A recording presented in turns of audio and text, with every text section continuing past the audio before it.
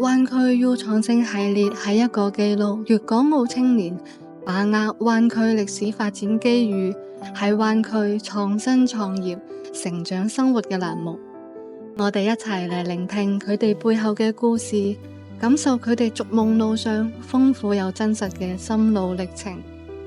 大家好，我叫 Alex， 嚟自融和養老。咁我哋嘅團隊主要係提供一啲養老嘅服務，去提供一啲養老創新嘅業務俾本地同埋香港嘅老人家，再結合一啲香港嘅政策，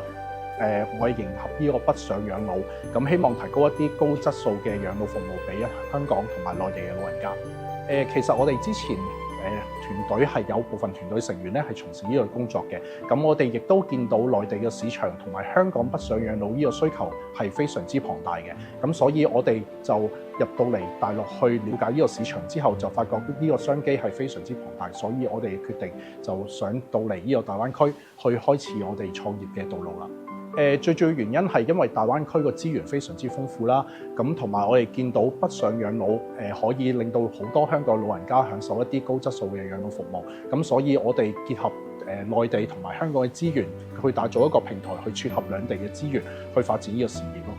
當然我哋中間個過程好漫長啦，亦都好多困難啦。咁但係我哋都有一啲叫做合作嘅方，有一啲意向，咁同我哋去做一啲嘅合作嘅養老模式嘅業務。咁我哋亦都希望嚟緊我哋可以有更多嘅資源可以整合，之後我哋可以擴大我哋個商機，同埋提高我哋公司嘅知名度。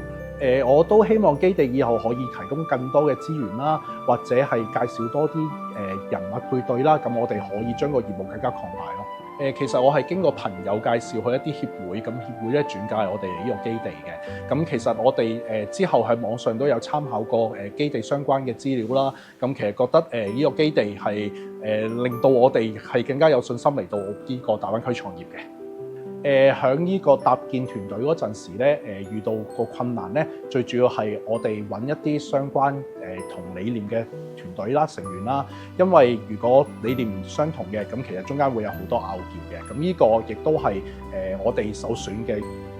一個條件啦，揾成員嗰對即係中間嘅過程。其次咧係要大家去了解呢個市場啦，對呢個市場係充滿信心，我哋先至可以繼續行呢條道路嘅。喺呢個揾客嘅資源上面咧，我哋亦都有唔少嘅困難，但係我哋都相信我哋有信心會一一去解決咯。